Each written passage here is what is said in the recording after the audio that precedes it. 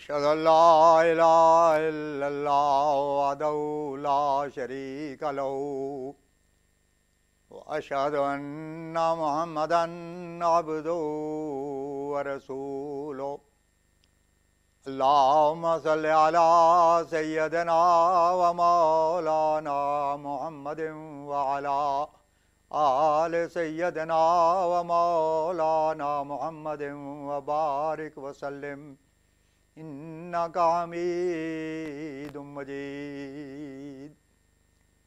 خاتم الانبیاء حضرت محمد مصطفیٰ احمد مجتبیٰ صلی اللہ علیہ وسلم کے غلام اور ہمارے امام بانی جماعت احمدیہ حضرت مسیح موعود و مہدی مسعود علیہ السلام کے ایمان افروز اور روح پرور ملفوظات۔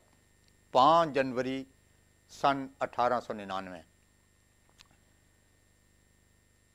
مولوی قطب الدین صاحب نے حضرت اقدس کی خدمت میں یہ سوال کیا کہ روح کا تعلق جو قبور سے بتلایا گیا ہے اس کی حقیقت اور اصلیت کیا ہے؟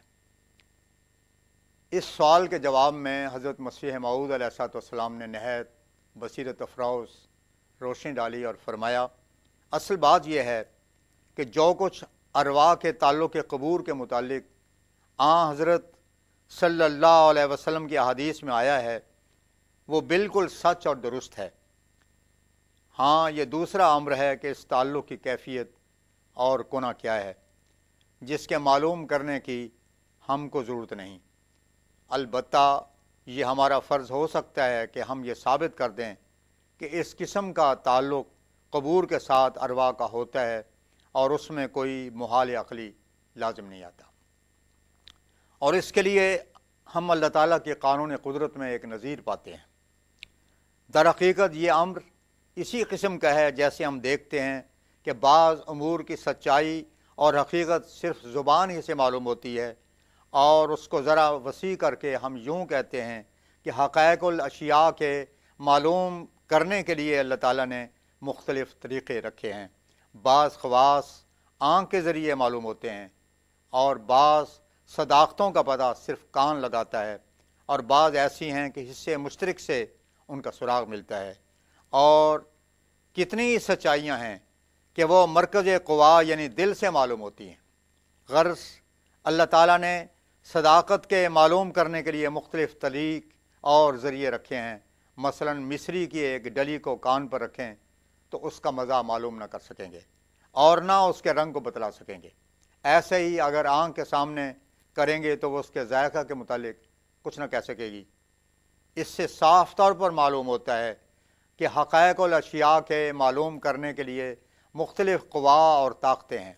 اب آنکھ کے متعلق اگر کسی چیز کا ذائقہ معلوم ہو اور وہ آنکھ کے سامنے پیش ہو تو کیا ہم یہ کہیں گے کہ اس چیز میں کوئی ذائقہ ہی نہیں ہے؟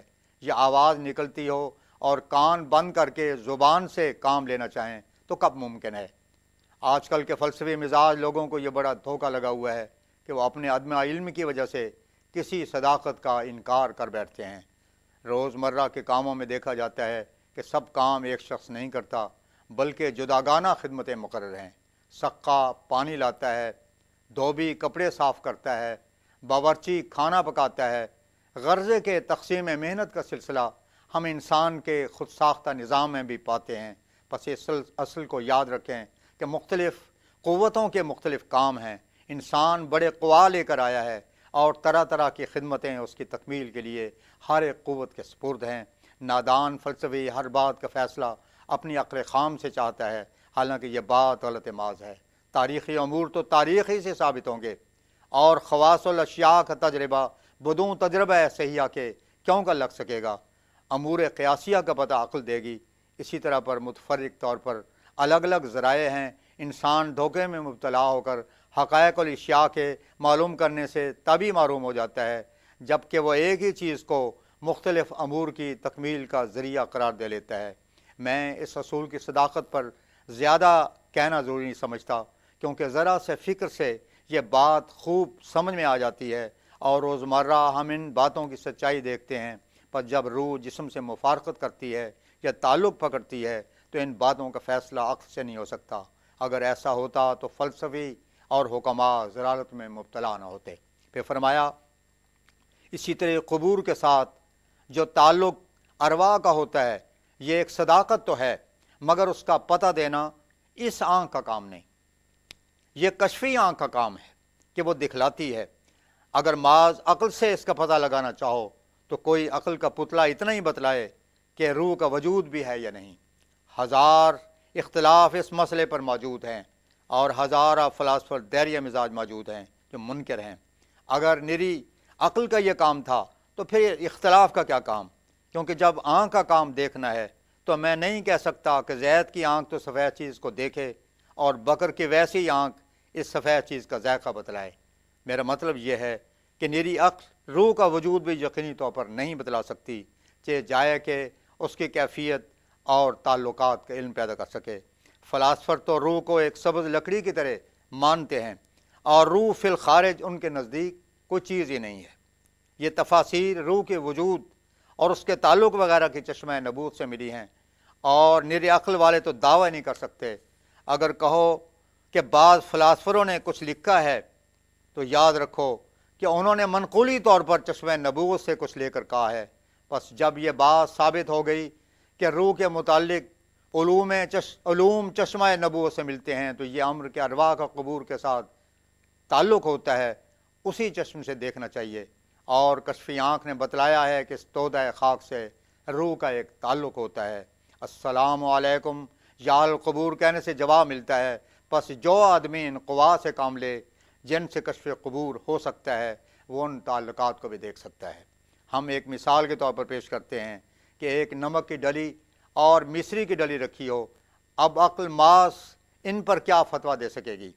ہاں اگر ان کو چکھیں گے تو جداگانہ مزوں سے معلوم ہو جائے گا کہ یہ نمک ہے اور وہ مصری ہے، لیکن اگر حق لسان ہی نہیں تو نمکین اور شیریں کا فیصلہ کوئی کیا کرے گا؟ پس ہمارا کام صرف دلائل سے سمجھا دینا ہے۔ آفتاب کے چڑھنے میں جیسے ایک اندھے کے انکار سے فرق نہیں آ سکتا اور ایک مسلوب القوت کے طریقے استدلال سے فائدہ اٹھانے سے اس کا ابطال نہیں ہو سکتا، اسی طرح پر اگر کوئی شخص کشفی آنکھ نہیں رکھتا تو وہ اس تعلق ارواح کو کیوں کر دیکھ سکتا ہے؟ بس محض اس لیے کہ وہ دیکھ نہیں سکتا اس کا انکار جائز نہیں ہے۔ ایسی باتوں کا پتہ میری عقل اور قیاس سے کچھ نہیں لگتا۔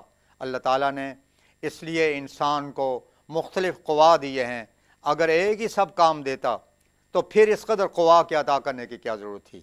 بعض کا تعلق آنکھ سے ہے اور بعض کا کان سے، اور بعض زبان سے متعلق ہیں اور بعض ناک سے۔ مختلف قسم کے حصے انسان رکھتا ہے۔ قبور کے ساتھ تعلق ارواح دیکھنے کے لیے کشفی قوت اور حس کی ضرورت ہے۔ اگر کوئی کہے کہ یہ ٹھیک نہیں ہے تو وہ غلط کہتا ہے۔ انبیاء علیہ السلام کی ایک کثیر تعداد، کروڑ اولیاء اور صلحاء کا سلسلہ دنیا میں گزرا ہے، اور مجاہدات کرنے والے بے شمار لوگ ہو گزرے ہیں، اور وہ سب اس امر کی زندہ شہادت ہیں۔ گو اس کی اصلیت اور تعلقات کی وجہ عقلی طور پر ہم معلوم کر سکیں یا نہ کر سکیں، مگر نفس تعلق سے انکار نہیں ہو سکتا۔ غرض کشفی دلائل ان ساری باتوں کو فیصلہ کیے دیتے ہیں۔ کان اگر نہ دیکھ سکیں تو ان کا کیا قصور؟ وہ اور قوت کا نام ہے۔ ہم اپنے ذاتی تجربہ سے گواہ ہیں کہ روح کا تعلق قبر کے ساتھ ضرور ہوتا ہے۔ انسان میت سے کلام کر سکتا ہے، روح کا تعلق آسمان سے بھی ہوتا ہے جہاں اس کے لیے ایک مقام ملتا ہے۔ میں پھر کہتا ہوں کہ یہ ایک ثابت شدہ صداقت ہے۔ ہندوؤں کی کتابوں میں بھی اس کی گواہی موجود ہے۔